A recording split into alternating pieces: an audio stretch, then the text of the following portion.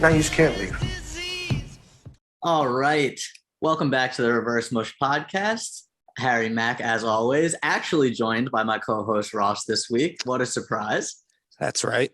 And a very special guest. We are joined by Nazim, the Wolf Sadykhov. He's looking to improve his pro record to 4-1 this weekend at Fury in Houston against John Herrera.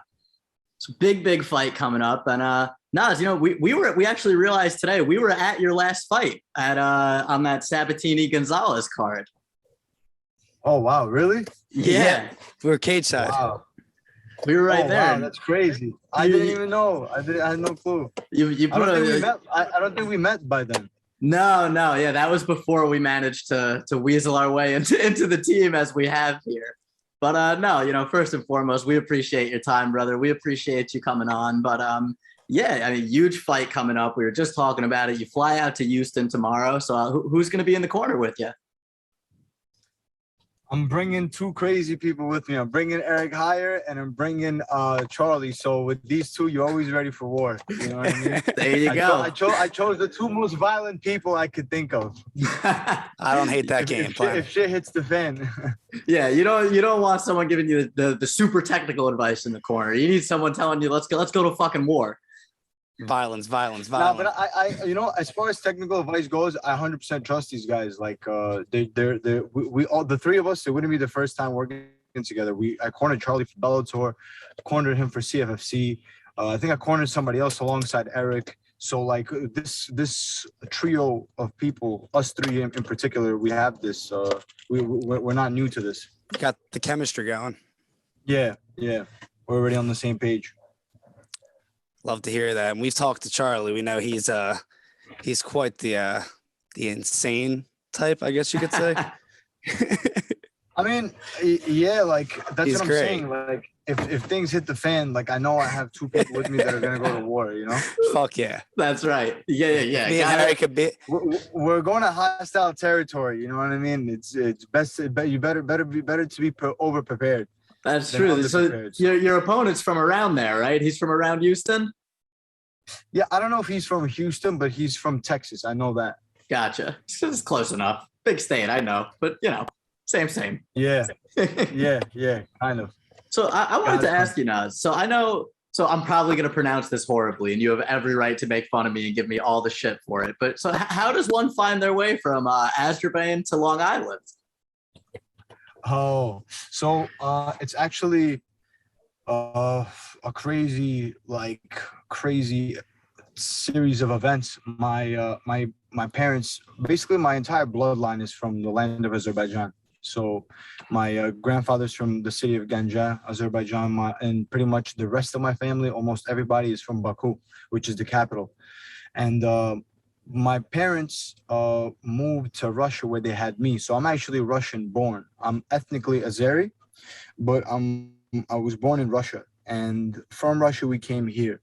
So, like the Soviet Union and the fall of the Soviet Union and post-Soviet Union were all crazy times. So like going from Azerbaijan at the time in the early 90s, there was a war. There was a lot of things going on within the government, within politics. It was just a crazy time. Anybody that was there for the fall of the Soviet Union will tell you that.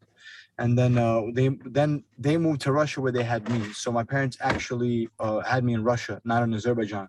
It's just ethnically I'm Azeri and I'm proud of it. I'm proud that my whole family's from that land. But I was actually born in Russia and moved to Brooklyn at the age of 7. Wow. Oh, gotcha. So that's how I found my way in Long Island. Yeah, it was like a lifelong training, because I actually started training in Russia. I was already training as a kid, and like my father put me into it was Kyokushinkai karate. It was called Sitaru karate, which is like, a form of karate, Japanese style, but it resembled most like Kyokushin or like Shotokan. So I was training there already, and then I moved here and I continued my training here, and it was just kind of a part of my life until I started competing and I turned amateur, then semi-pro and pro, and now I'm here in Long Island. Just came out of a sweat session. I'm cutting weight right now. Just came out of a session with the best team in the world. Well, yeah, I was going to say, moving New York's not the worst place to wind up if you're looking to learn fighting and keep growing your game. How'd you wind up at law? Well, law was always on the radar. I actually fought like one or two people from here prior to joining this gym on the amateur scene in kickboxing and like Muay Thai and like under different rules, not MMA. But it's everybody knows about like the UFC guys. Everybody knows the history of Matt Serra, of Chris Weidman. So this gym was always like on the radar for me.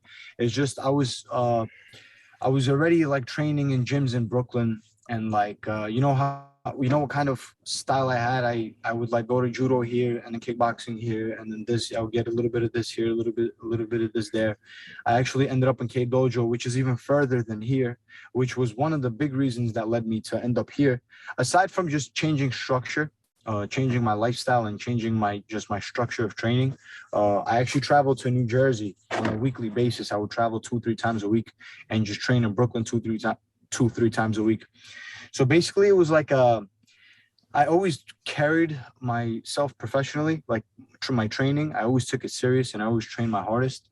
But that structure needed to change, and it hit me before my pro debut. But my pro debut, I actually ended up losing. And the guy that I lost to, all respect to him, he won fair and square. But I just feel like that was my fight to take. But I also feel like I lost the fight because of lack of structure and lack of certain things that I needed that I got here. Once I came here, almost immediately, it was just like a set of coaches. You have Sarah, you have Eric Heyer, you had Tony Ricci, who's now followed by Brandon. Tony Ricci moved to that was a strength and conditioning coach here. He moved to Florida, so now we have this guy Brandon, Ray Longo, and basically all the structure happens under one roof. So I'm able to put in these camps where everything is just on the same page. I'm not having to run here, run there, travel 2.5 hours just to get to Right. Jersey and stuff. So yeah, there was multiple reasons that led me to law, but one of the reasons was the distance. Another reason, obviously, is because this is one of the best teams in the world. And I was thinking like, long term, if I'm thinking deep into my future, I need to be somewhere where everything's going to be connected and on the same page and at a high level.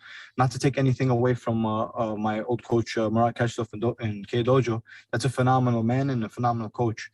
And he's helped me a lot at the time that I most needed it. Where was I? Yeah, I mean, so law, it's like everything that I looked for, because I was looking at other places, but something stood out to me about law, it was like one of the most mature decisions I've ever made in my life, because I was thinking like past and beyond certain things like that, a typical person making a decision like this wouldn't look past. For example, like I was slated to fight somebody here at Ring of Combat prior to coming here. And it's like, if I let my ego do the talking, I would have just been like, oh no, like screw these guys, I'm going to fight them, this and that. But I looked into the future. Now I'm training alongside these guys. Like I looked at not only the people that were already like in the UFC, but I looked at like the prospects that they had here, and I just saw myself training with these guys. Like I knew that training with these guys would have been a good investment of where the rest of my career would be, because I'm not somebody that like wants to be jumping gym to. I'm not that guy. But in Brooklyn, there's no camp of world class like the one that's here. Right. There's no camps like that where you can pursue a UFC career. Like you can get by, right, and you can rely on self-talent and stuff, but to say that you're going to have the best possible UFC level, world championship level preparation, you can't say that about a lot of gyms. So that's why all of us here, we take pride that this is the best camp in the world, where everybody says that confidently, because this truly does set a high standard for anybody else in New York. So I looked at several spots, but having actually came in, tried it out, and spoken to Ray, who's an amazing man, nothing compares. Nah, that's awesome. Yeah, and everyone that Harry, I guess is there now. But when we when we started this and we were interviewing a bunch of guys from the gym, we talked to Ray. Just the common theme was just always the group of guys around you, how close knit it is, the camaraderie, the teamwork. Because when you look at fighting, you look at one guy, you're like, oh, this guy's fighting. It's a one-man sport, but way more shit goes behind it. Yeah, and you can see it too, just as a casual observer in the gym who is obviously not a tenth as skilled as everybody else there. Like watching I'm everybody. gonna say 100th. Yeah, exactly. But yeah, like I mean, just watching the whole gym come together and rally around somebody when not when it's not just like a guy in the UFC who has a fight. Watching people rally around. Like you said, a lot of these younger prospects that are coming up right now. It's you really get that feeling of it's a team. Even it's despite obviously fighting and MMA being the ultimate individual sport. Yeah, and that's one thing that I can say. The energy here, it's just something else. Like, because everybody trains hard, everybody has a good head to their gym, meaning their head coach who knows a lot and knows this and knows that, jujitsu and grappling. Everybody grapples. Everybody has a black belt in their area that they go and get their jujitsu from. Everybody has a striking coach. Everybody has some kind of great boxing coach or something.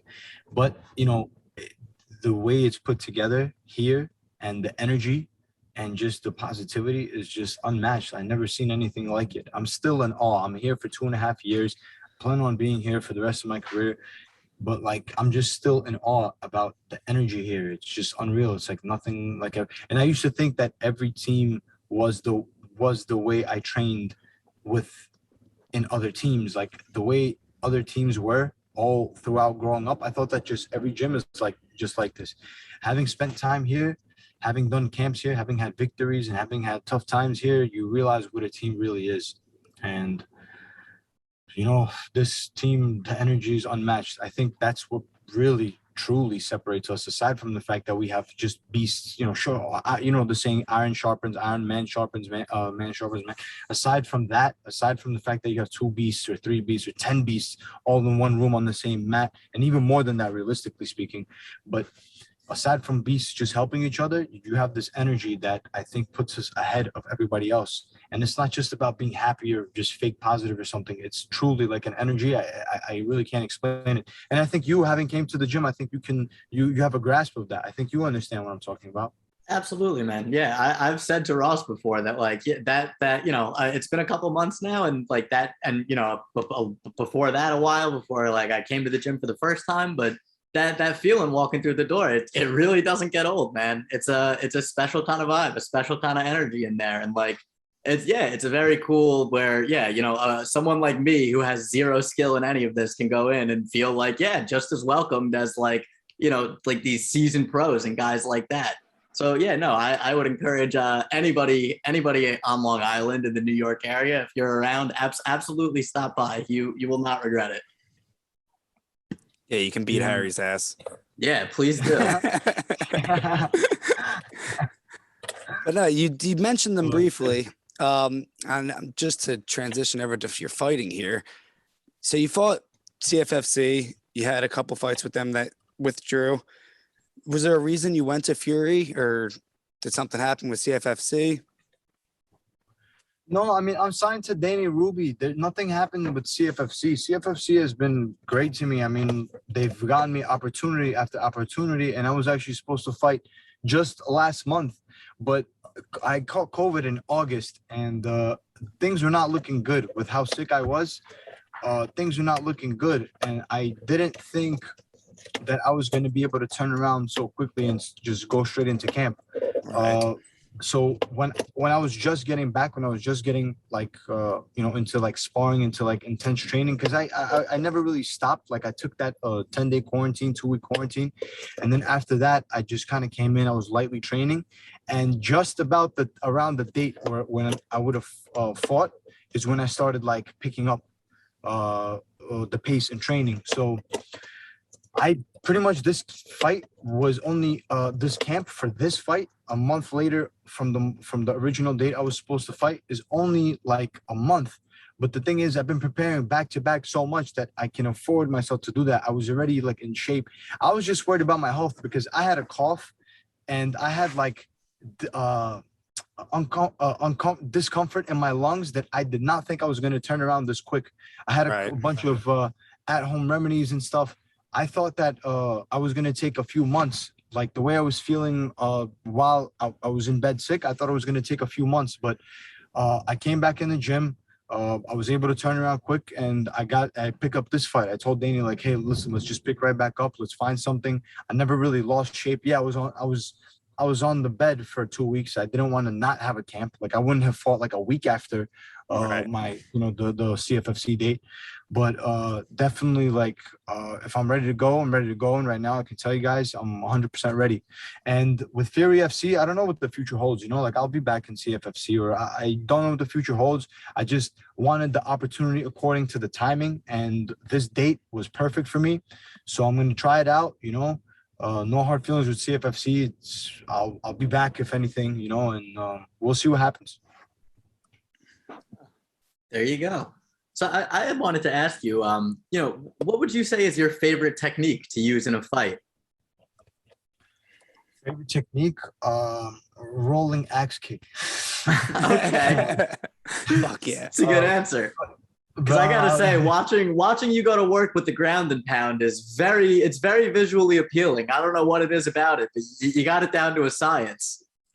Listen, these guys are running themselves into the ground and pound, like, I don't know, like I don't want to brag and boast, but I don't think that I'm a regular fighter. I don't think I'm a plain fighter. I think I'm well-rounded. I think not only am I well-rounded, I'm also strategic.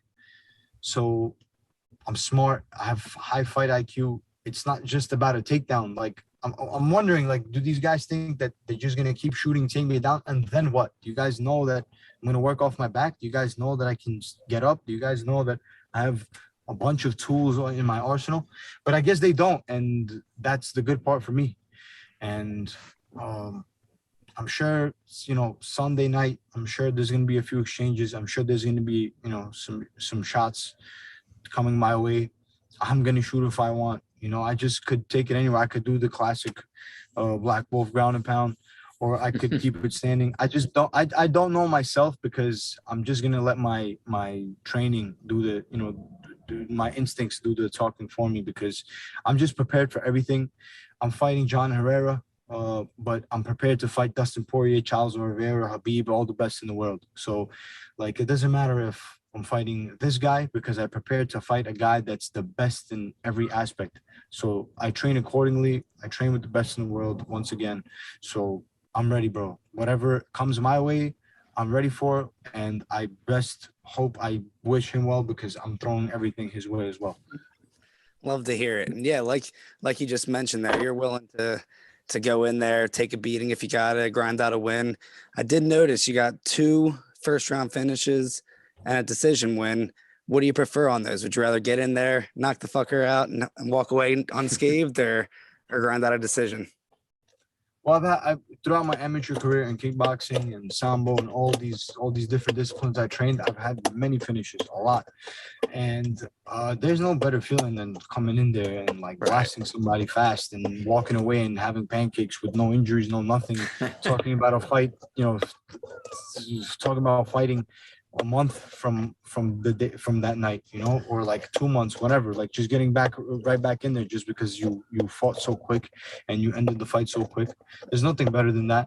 But like I said, I don't expect anything. I just let it come to me. The fight is going to happen the way it's going to happen, and I'm going to bring it 100%, and everything else is in God's hands. What can I do? I can prepare to my fullest ability and go in there and fight to the best of my ability. And I noticed throughout my life that the best of my ability is more than enough. So nothing's going to change Sunday. I'm going to come forward, come look for a fight, look for a scrap, and be ready for everything. There you go. That's the way to go in. So would you kind of say that you go in and kind of, your game plan going into a fight is almost more to just fight off instinct than to go in and execute like a set game plan? I have a game plan, but I don't,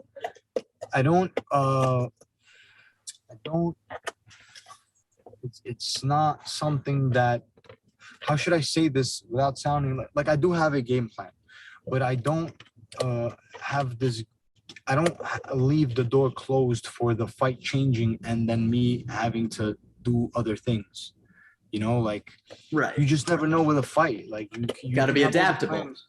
Yeah, you can have all the plans in the world. I just think of it from the perspective of myself. Like, if I fought myself, this guy can shoot on me. He can ground and pound me. He can submit me, or he can stand up with me. So it's like, how can you really have a game plan with somebody that has multiple threats? And that's how I treat my opponents. I treat my opponents as if they're well-rounded, whether they are or not, whether it's a wrestler, boxer, whatever it is. I'm just ready for everything, and I'm ready to counter it, and I'm ready to bring my own. And it just kind of goes back to the same point. Like, I just rely on me being well-rounded. Because I'm well-rounded, I know that my instinct for a takedown will come. I know that my instinct to let my hands go will come. To kick to the legs, start beating up the legs, start beating up the body, start kicking to the head, all that will come. I have all those tools. So the fight is going to unfold. I'm going to see how he behaves. I'm going to see the pace that he's trying to bring and bring him down to my pace, whether it's faster or slower. And then that's it, man. We're going to fight my fight, whether he likes it or not. There you go. I'd say that's a pretty good game plan. Yeah, exactly. That is. You see, I just answered my own kind of, not confusion, but I answered it basically. I'm gonna make him fight my fight. If the instincts for a takedown, the ground is there, it will be there. If it's the stand up, it's the stand up. I fear nothing when it comes to that cage. I have no preference. I just have opportunities, and I'm gonna take every single one of them. There you go. And I know you said earlier that maybe CFFC you'll be back there. Do you have any idea what's next after this one, or I guess you're just gonna see what happens, play it by ear, go with the flow? Of course. So, I'm not gonna jump the gun, but there is an opportunity for Dana White's looking for a fight. I don't want to officialize that because that it isn't official, but I know he's doing his season right now. I know he's doing episodes. And I know that that's possible for me. Granted, I get my victory. Granted, I walk out of there with no injuries. Yeah, I think I did see that he was doing a Fury show, if I'm not mistaken. Exactly. So you put two and two together, and you'll see the plans that are possible for me. Let's put it that way. Fuck yeah. As far as Cage Fury, like I do like working with them. I'm just open to whatever. I needed the opportunity, I don't know. I don't really keep in touch personally with Rob or Arias. I don't know what their plans for me are or what they're thinking regarding me fighting somewhere else. Like, I know every promoter gets like a little bit upset that you went and fought on another show. When you fight Ring of Combat, these guys are like, hey, you fought there. When you fight here, these guys are there.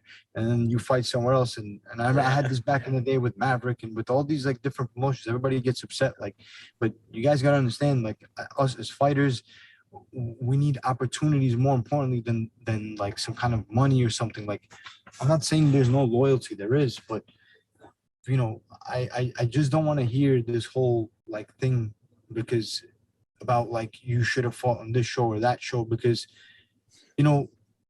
everybody's looking for their opportunity to move up. And it's the same thing with the shows, like this is an opportunity for them to host a great fight on UFC Fight Pass, I believe. I think me and Herrera are going to have a great fight on Fight Pass. That's good for them. It's not like it's a one-way street, it's a two-way street.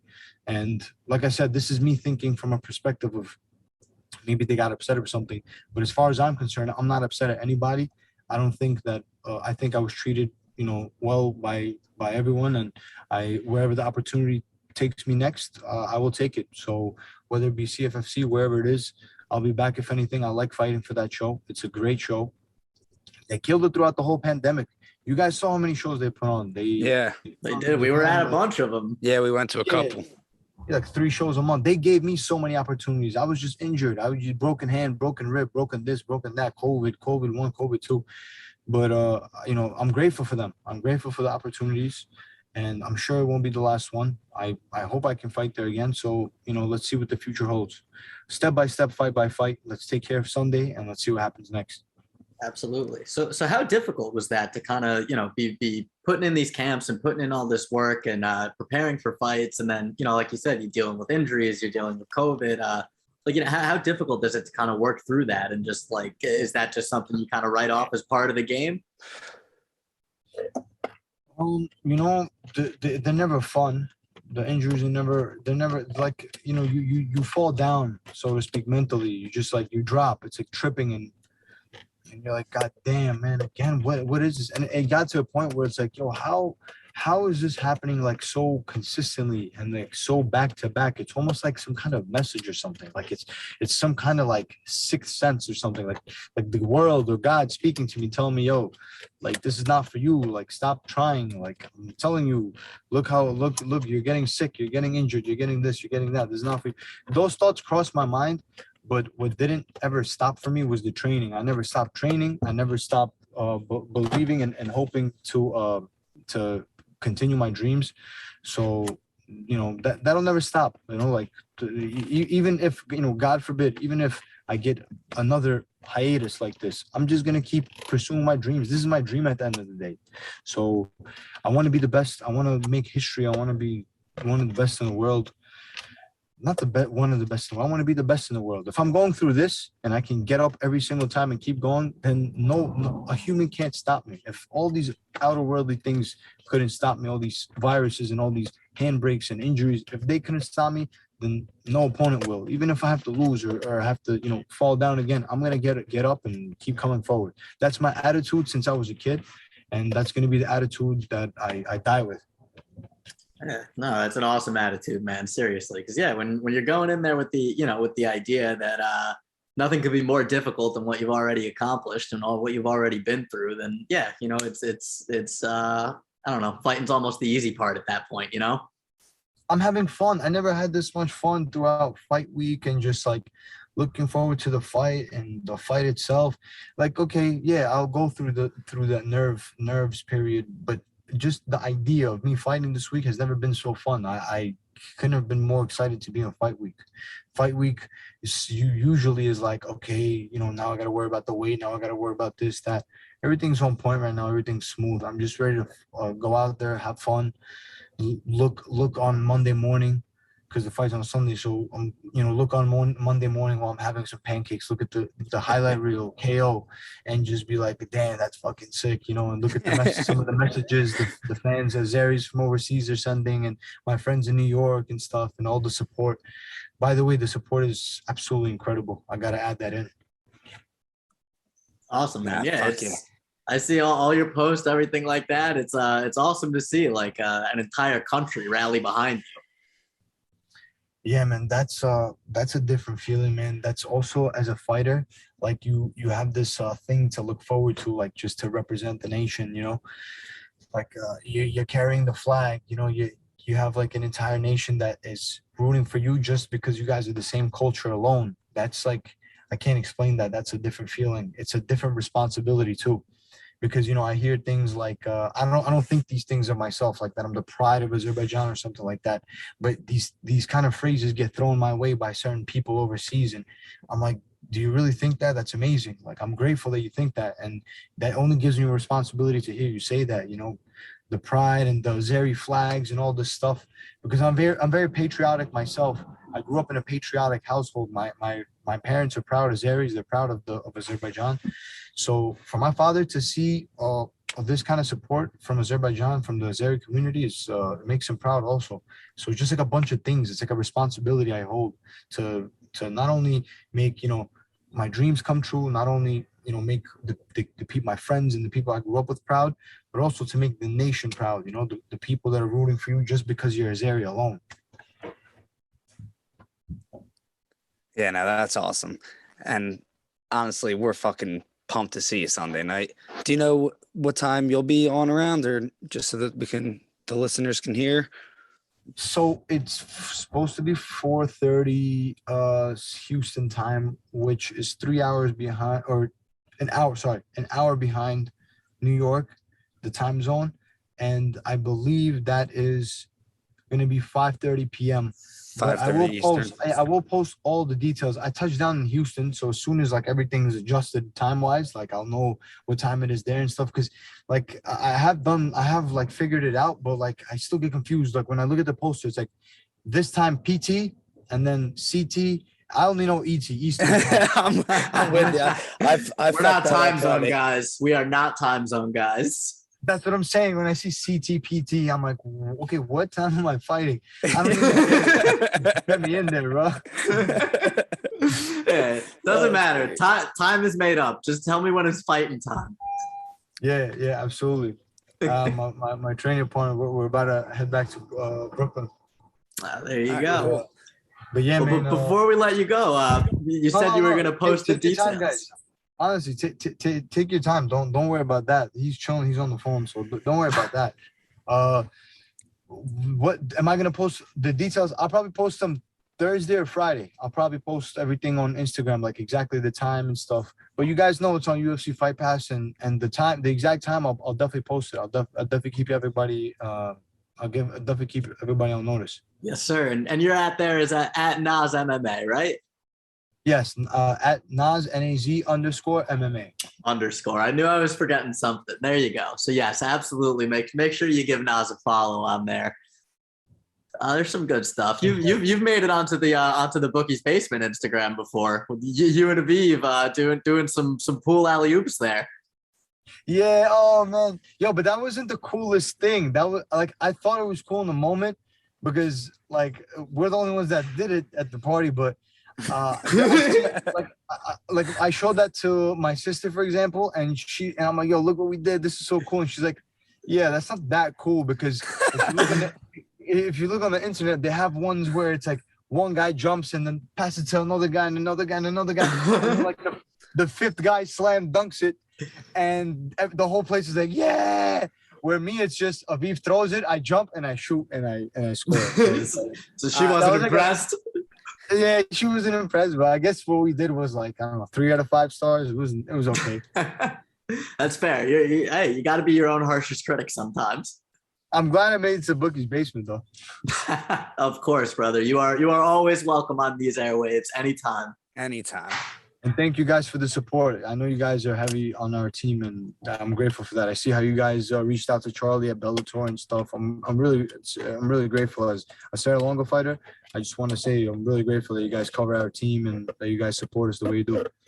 It is our pleasure. It really is, man. We appreciate it. And personally, I can tell you that I am very appreciative of all you guys. Just humoring me, being around at the gym, and getting to watch you guys work and train is. I tell Ross all the time, it's fucking incredible, man. You guys are like not human to me. It's it's genuinely insane to watch you like finish up an MMA class that I regularly throw up during, and then immediately hop on the treadmill. Like an animal. I would throw up before it started. So, bro, it's just repetition. It's just like everybody had a starting point, you know. Like for me, I have like this. I started very young, so I grew up on this. But you know, different people do different things, and everybody has a starting point. Everybody's like throwing up at one point, but you know, you can get there too. I'm not gonna. I don't know what you want to do with your career. Like whether it's MMA or not, you still always have room for improvement. So if you're throwing up today, doesn't mean you'll be throwing up next week, you know. So just keep up the good work. Very true. Keep grinding, and you know you'll get there. You catch up and you'll get there, bro. Appreciate that, brother. No, I had some health problems of my own. I was on the shelf for like 2 years, couple of hip surgeries. So I'm at the point where I'm just like thrilled to be able to go out and do these things and enjoy myself, and sharpen the tools a little bit. Yeah, lots of fun. Did that lead to like knee problems and other things like back pains, knee problems and stuff? Because I know the my hip back is like good. Because the hips are like a vital place. So like when they're injured, Doctor said it's like, it's all connected. Like I had a bunch of shit in my back, and like that was an issue like before the hips were an issue. And then, eventually that just started bothering me. And then, because they say like, you compensate with your body and then that throws something else out of whack. And then you're just playing whack-a-mole. But no, thankfully in a knock on wood, in a much better place health-wise now. I like certainly, there were points like you said, where I didn't think I'd be able to do like a lot of the things that I enjoy again, like play golf and fucking certainly didn't think I would be at an MMA gym. Like, but keep up the hard work, man. Never give up. Keep up the hard work. Keep grinding. Keep setting your own goals and smashing them, bro. There you go. That's all we can do, man. Got to control what we can control. Absolutely, my bro. I do want to ask you real quick. So, we've obviously talked about the gym a lot. So what do you make of all the hate that Aljo gets online? Because I have found myself very often arguing with people in Aljo's mentions. And I can't imagine how he does it, because I think his replies are bad for my mental health. Oh man, the Aljo, the replies are like, it's crazy, man. Now we're laughing at it already, because now it's like, all right, dude, the fight passed like months ago. This fight is 7 months old now. It's coming up on 7 months, and you guys are like commenting clown emojis and stuff. Still going.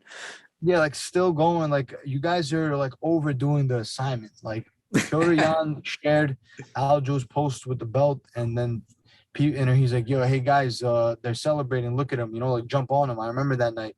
Oh, that was so dumb. Yeah. Yeah, and they kind of like they jumped on him for, okay, I understand, a month, 2 months, 3 months, but now it's just like, yo, what, do you guys have nothing better to do? No, they're like 12-year-olds. Yeah, but first of all, you look at some of their Instagrams and you look at where they're from, it's like, yo, you even have Wi-Fi to be posting this kind of shit? And so it's like, at this point, it's laughable. At this point, it's like, whatever.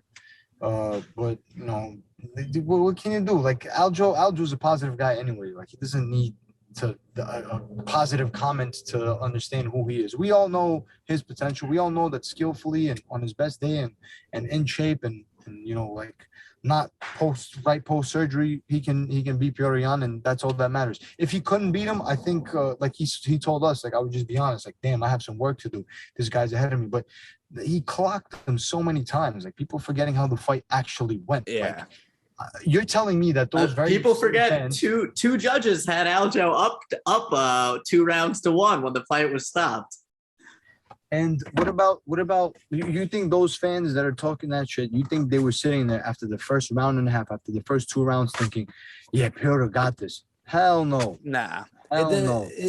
The tide was like slightly starting to turn for Yan right before the knee, but outside of that round, it was Aljo's fight. You guys remember that Aljo's the last one to land the head kick? He landed the head kick, and then that's when the illegal knee happened right after. That's the sequence that led to the illegal knee. He landed a head kick, fell over, stayed on his knees, and Petr Yan kneed him. So Aljo was still landing. He was still the one connecting. He just didn't look good because of the fatigue. He was fatigued. He was slipping. He was falling. He didn't look as sharp, as clean. I can take that away from Aljo, but I can't say that Petr Yan did something crazy and spectacular. He looked good, but he was losing the fight, in my opinion. He was down 2 rounds, if you ask me, and if you ask the other 2 judges. So whatever, man. Fans will be fans. All this shit gets erased when Aljo comes in there healthy and he wins. It probably won't be erased, but it probably won't be erased realistically. But at the end of the day, like, the fans will be fans. I mean, who gives a shit at the end of the day? It's just like so absurd. It's mind-numbing. But yeah, I think people forget, like, because of how that fight went, I think how incredible Aljo's run up to finally getting the title fight was. Like, he put on, I mean, Corey Sandhagen's about to fight for that interim belt, and Aljo submitted him in under 2 minutes? I think it was 40 seconds. Yeah. Like, funny enough, Corey Sandhagen stylistically is a bad matchup for Petr Yan. Yeah. So if he takes that, if he picks him apart and decisions him, or maybe even chokes him or something, I would not count that out. I would not be surprised if we're looking at a Sandhagen Aljo rematch instead of Petr Yan. But I would like to see the Petr Yan Aljo rematch, because I know that he can beat him, and I want the air to be cleared with this whole thing. Like, people calling him scared and this and that. Like, he's not scared, dude. Like, it just the things unfolded this way. Like, he didn't want to get kneed in the head on the ground. He didn't want to win the fight by DQ. Right. He wasn't game planning at night thinking, I'm gonna win this fight by disqualification. Like, yeah. What position can I put myself in to get blasted in the face by, like, the worst illegal strike in UFC history? Tell me, but seriously, bro, it's crazy. It's unbelievably dumb. People love to do bad discourse online. They're big fans of it. Big fans. Yeah. People and logic were never friends. You know, like a lot of people cannot have logic and common sense. They just say what they want to say, especially the internet. People just say what they want to say. Believe it or not, I've gotten my fair share of stupid comments and DMs in my inbox, like asking and saying stupid things. You think I have time in the day? Like, I'm training here 4 or 5 hours of the day. I'm spending time with the fam, going out with friends, doing this, that. You think I'm going to sit there and really like think, oh man, what this guy just sent to me from the other side of the world. Man, I think some anime cartoon is his fucking profile picture. Yeah. I'm like, exactly. Have you ever gotten one that was like, oh man, he kind of got my ass?